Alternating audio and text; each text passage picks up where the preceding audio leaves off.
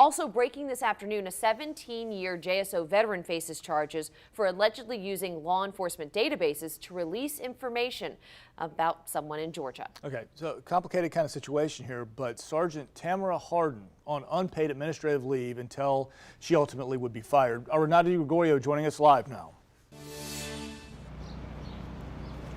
Good afternoon, Lou, Katie. Now, Tamara Hardin is accused of using law enforcement databases to look up information and give it to someone. And they say that this goes all the way back to Georgia. But now Hardin is here, where this all ends in her own jail.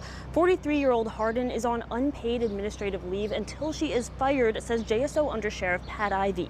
Here's what he claims happened. Ivey says law enforcement in Georgia contacted JSO on March 29th about a person of interest involved in one of their investigations. The Georgia officers allegedly found out their person of interest was in contact with Hardin.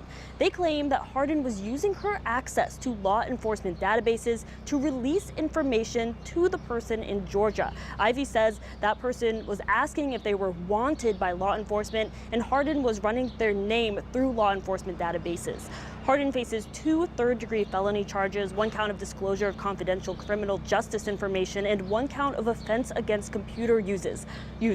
Ivey was asked, since Hardin is not the only officer who's gotten in trouble with something like this, if there will be more training for the police force. It has to be justified in how you use that information. Officers are always trained on it, they know.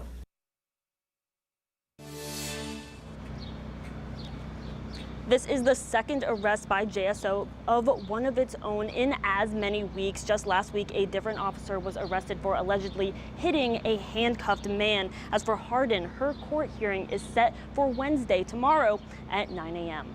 I'm Renata Gregorio, live outside JSO. First Coast News on your side.